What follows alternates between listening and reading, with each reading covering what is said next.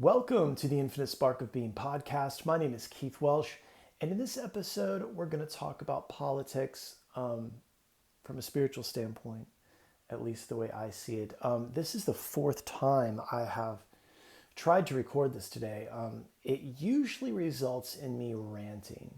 So if this one turns into a rant and you hear it, then that means the other rants were much worse. Okay, before we get into that, go to theinfinitesparkofbeing.com. You'll notice their website has been redone a little bit. Looks a little different. The cover for the new book is on the first page, or at least a portion of it. And the title of the third book coming soon is called Awake. This book breaks it all down. I get into sadhana practice, actual procedures, things that you can do, very attainable ways of working with this stuff. That is the thing that I see is lacking the most in the literature nowadays. But that's there, and that book will be out soon. I'm very excited about it. Also, if you click the About Me button, you can read a little bit about me, who I am, what I have to offer you. And if you're interested in booking one-on-one sessions with me, maybe you want to do thought transformation or restructuring to rid ruminating thoughts, anxiety, thinking kind of stuff, grief and loss, or you'd like to start a meditation practice, deepen the one you already have, deepen your understanding of the mind, the spiritual path, reach out. Reach out through email or direct message on Instagram. If you'd like me to come and speak at your yoga school or do a workshop at your yoga school or some other institution, reach out again through email or direct message on Instagram, as it is where I'm the most active. Okay, politics. This is something that people like to say that it's degenerated. It's devolved in the recent years, but honestly, I can't think of a time when politics wasn't a de-evolving process. But I realize that for a lot of people, it is their entire identity. It is a matter of life and death to them. And I get that. I also would like to say up front, I recognize my white male privilege in being able to even discuss this, et cetera, et cetera. So before you email me, know that I'll probably get a few lines in and delete it. You don't have to tell me, I know. So that is the only preface I'm going to give to this. After that, I'm just going to speak. This is a topic I've avoided because I feel as though I'm going to upset a lot of people. But I've been apparently upsetting people anyway with some of the things that I post, which I find hilarious. Anyway, let's start here. If there was truth in any of it, then we would have a definitive right and wrong, right? It's why people... Like, I personally do not believe that there is an objective good and evil. It's that old saying that, like, one man's terrorist is another man's freedom fighter. It's complicated, I believe. And anyone who just yelled to no, it's not, I get it. But for something to be objective, right? It's got to be free of opinions, preferences, and personal taste. And that tends to take care of a lot of this, right? I understand the desire or the need for an objective reality or an objective truth. That is the mind, and that is a biological need for something we can count on, a policy that stands true, that is never wrong. But that's the old saying, that the moral of the story, for instance, with the Mahabharata or the Bhagavad Gita, is that wisdom frees you and morality binds you. And when I say morality, you think pornography and stealing and gambling or whatever. But that's not what it is. Morals are policies, right? What's morally correct or upright for one person isn't the same for another. What's moral in one society isn't moral in the other. Again, it's subjective. Subjectivity requires the mind. Objectivity can't involve the mind. Personal preferences and taste is subjective. So to say that you're right is not, I mean, it's right as far as you're concerned, you know? But I mean, that's all this is. It's a subjective experience we're all having. And I guess you have to pick a team or a side or whatever. But I just don't, I believe that politics attacks our most sensitive wounds, meaning that,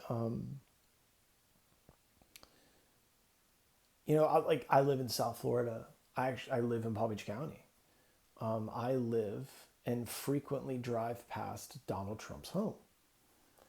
And I go over the little bridge to the island, and it's a Southern Boulevard Bridge. And it's just filled with, most of the time, not all the time, obviously, just filled with the Trump flags, like these, some of them are cartoon characters of themselves. I have no problem with it. I think that, I don't know, I wish I cared about something so much that I was willing to do that. But and the reason I think is because it hits at that, no, real quick, liberals, don't worry, I'll get you next. But this die-hard support is the result of the fact that we have no spiritual life anymore. As a culture, it is a church that is largely nonsense and leaders that are kind of full of shit. But when you think about it, we've taken these media personalities, influencers, all these people, and we've made them the shamans, the gurus, and the swamis of our culture. And it goes back to being a kid where, we assumed that the person standing at the front of the room knew something we didn't. I mean, why would the other adults let this person stand here if they were going to hurt us or say incorrect things, right? And we do the same thing with TV personalities, podcasters, and politicians. And they become these surrogate parents for a nation of lonely children that just want mommy and daddy to tell them who the monster under the bed is, how do we get rid of the monster under the bed, and does the monster under the bed have any oil? I mean, it's never like the first reason we would get rid of the monster, but that's all it is. And I understand that, like, when I think about it, right, some of the people that I know that are closest to me that are big supporters of Donald Trump, working class, busted their fucking ass their whole life, and they come from that era where, and I'm just speaking for the people I know, like, I don't know about the young people and the whatever, but these people, they come from that era where, like, the idea was that if you work really hard and you follow the rules and you follow the law and you vote and you do this and you do that, that you get your great reward, which goes back to the Quaker work ethic. It goes back to Judeo-Christian fucking philosophy that you suffer here for your great reward. And then you get to this point where you retire in your late 60s, maybe, and you see everyone else is doing better than you, at least you think, you perceive it that way, and it just pisses you off. I get it, you know. I mean, my dad eventually owned a welding company. He was a welder, and you know, he would come home and his leather belt would be wet. I don't know if anyone listening to this has ever sweated through a leather belt before. Highly doubt it. But that's hard work, man. It eventually killed him, like quite literally. But to tell him, you know, that he is the bad guy and privileged, and this is a kid who was left on a bridge literally in the snow while his mother drove off with some man waiting for his grandmother from Michigan to drive down to Indiana to get him. You know, it's interesting. And that argument is a little nuanced probably for someone like my dad, and I understand the argument, but now what? You know, like, I don't know what the fuck to do for you. But what politics does is it attacks our wound. The same thing with, I mean, I don't know why someone would vote for Joe Biden.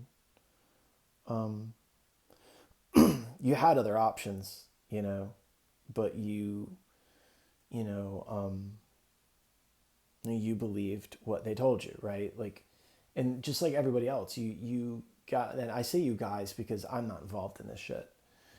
And I'll get into that. But you guys repeated the mantra that they gave you.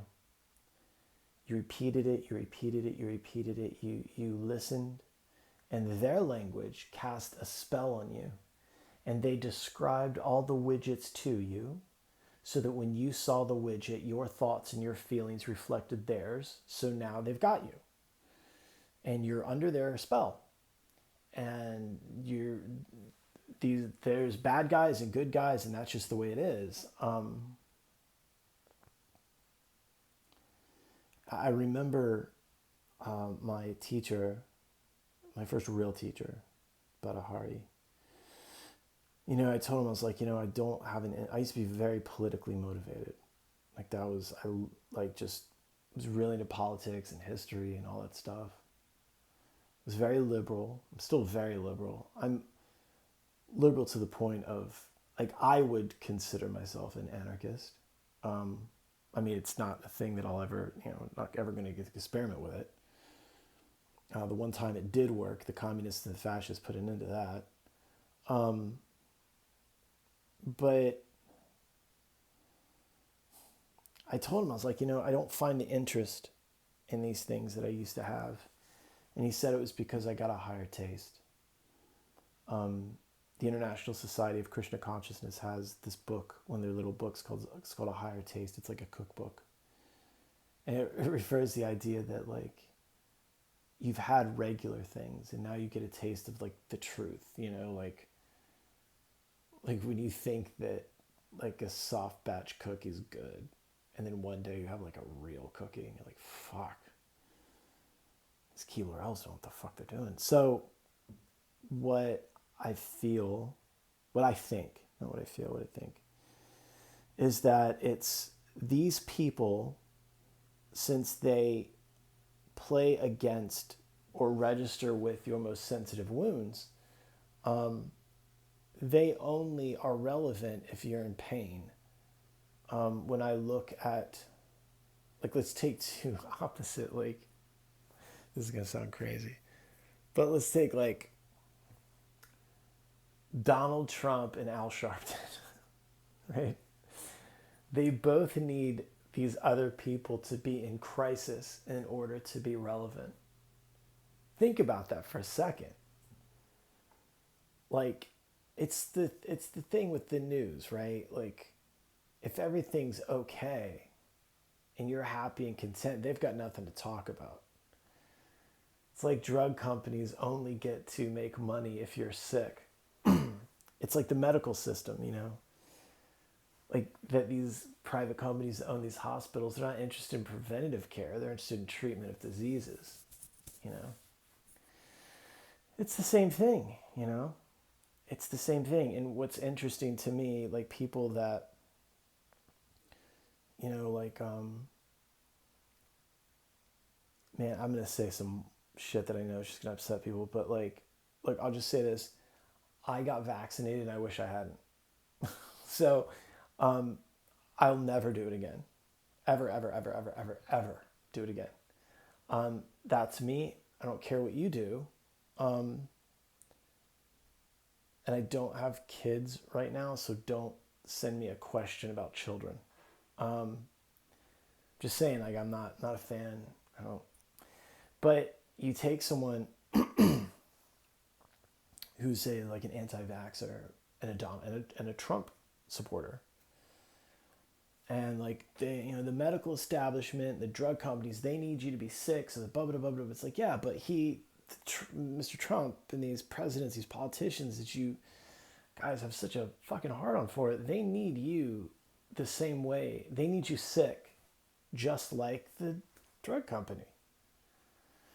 And I get it. There's like real issues at stake in politics that have to do with people. But I assure you that the good laws, right? I mean, the way I understand it, like, I don't need a law to tell me not to steal, don't kill, don't do anything crazy. Like, I don't need like leadership for that. I mean, if you need a law that tells you not to steal, and you need a law to tell you not to drive on the wrong side of the road, and you can't just cooperate with the drivers around you without laws, then, I mean, you need that. I want you to have it. As somebody who doesn't need them, I'm willing to cop to the fact that you might be too fucking stupid to drive a car with other people. So you need all these fucking rules so that you don't just, I don't know, go 100 miles an hour and wrap your motorcycle around a phone pole, or you run into the person in front of you and stop and go traffic on I-95 in Broward County because I don't know. But they're only relevant if you're in pain. Your guru's the same way. Your teacher's the same way. And they become less relevant the more well you get, or you just, I felt as though a lot of my teachers were perfect for me at the time. Now I don't know that they would be, that certain ones would be that helpful.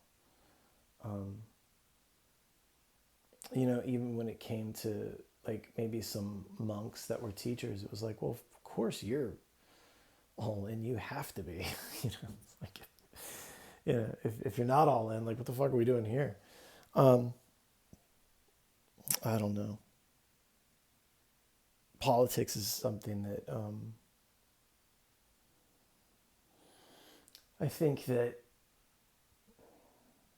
it's not real. It's crazy. And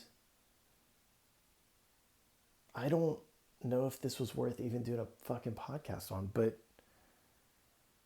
I don't play in that world. I don't have to. Let's put it that way. I don't have to. Like, what about your taxes and your tax? Like, I don't know. Like, you could say, well, my guy got in charge and I paid less in taxes. Okay. You only did because it was economically feasible somewhere else. It wasn't because they love you and they care about you and they wanted to give you more in your fucking paycheck. None of these people are like, I don't know who the fuck said it, but the first criteria to be president should be that you don't want to be president. Like, the last thing I'd want to do is like be a fucking in charge of any of this shit. It's like, you kidding me? Oh God. But when we're believing that if mommy and daddy will just, if they'll rearrange the furniture in our prison cell for us, then our lives will improve and everything will be great. What if you just fucking went inward? What if you just, I don't know, like, because so many people, be honest with you, I don't know who listens to this. Like, I don't know the full demographic. I know some of you because we're friends or whatever, but some of you that I know, listeners, right? Like, do you even have a daily, day in, day out, no matter what spiritual practice? Or are you kind of a fair weather practitioner? I would challenge you to dedicate 2 full weeks, that's 14 days, of consistent spiritual practice, a consistent meditation practice, whatever your thing is, you do it every day, no matter what. And then I want to know, send me a DM, report back, tell me something.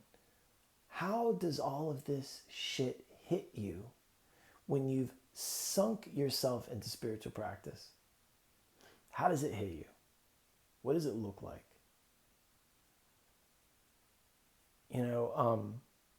Does it still hit the same? Does it matter as much?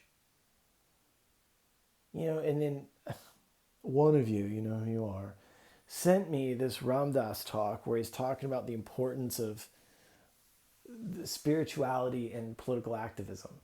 Well, to be fair, what he was protesting turns out to be a very reasonable solution, so I won't hold that against him. They only knew what they knew. Also, here's what he was doing, is that, like, can you have an opinion? Because this is the ultimate karma yoga. This is what the whole Bhagavad Gita is about. Can you act without attachment to the outcome? Can you see the doer and the deed as separate? Right? Like, can you understand that there's a soul, and then there's a doer, a mind, and a body, and then there's the deed? Can you separate all of it? Without attachment, can you understand that there's you too, soul and the body, and then the things that you do? Can you separate it all out? Can you, quote unquote, lose politically or win politically without attachment?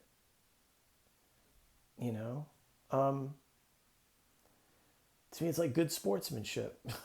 On a spiritual level, can you play the game without attachment and just be a good sport? I don't know.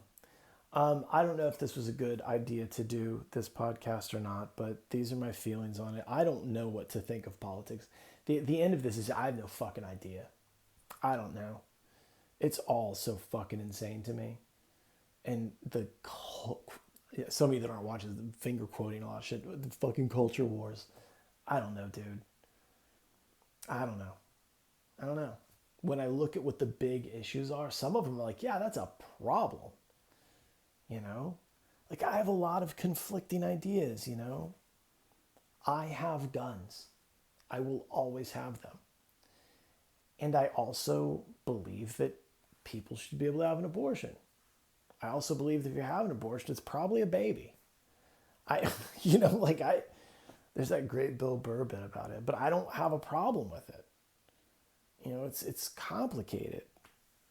I don't ever want to tell you what to do with your body, and I don't think there's a penalty for it, spiritually or otherwise. Do what you do.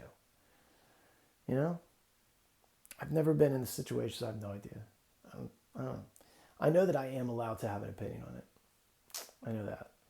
So for those of you that were about to tell me that I can't have an opinion, that's a slippery slope, and you should be very careful, because word judo could get you in a lot of trouble there. But I don't know. Have guns.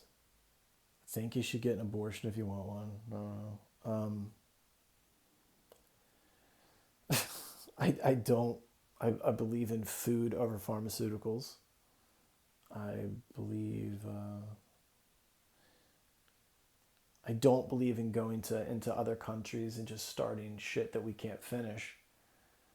But I also know that there's people out there that really want to do bad things to us, and I also understand that it's like the United States has done all these horrible things, and I know that that's why people want to hurt us, but I still don't think they should. We still have to defend ourselves. Because, I'm here in 2024. I didn't do any of that shit in South America in the 80s. Jesus Christ. I was just born here.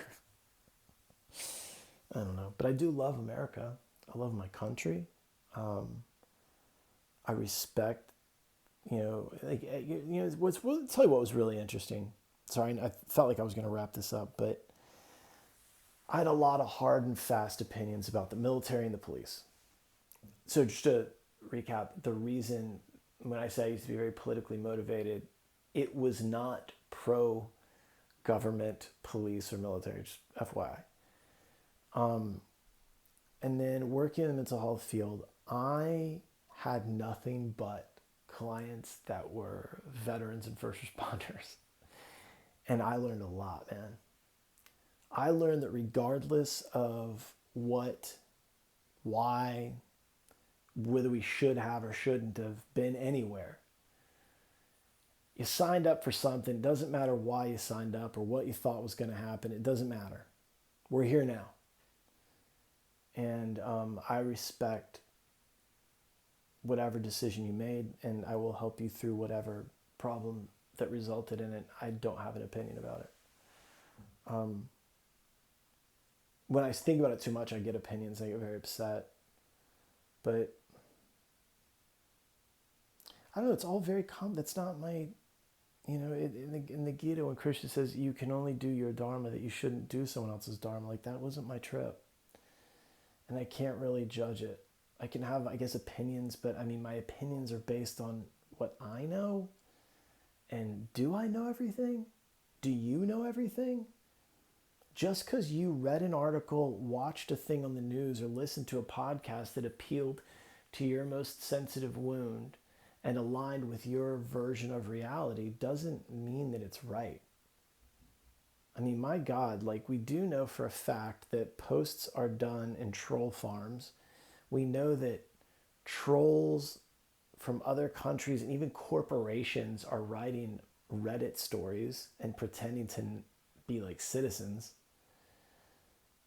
And we know for a fact, everyone watching this or listening to this knows that the news media is bought and paid for. We all know that the politicians are bought and paid for, but yet we have a hard and fast opinion based on what they're saying.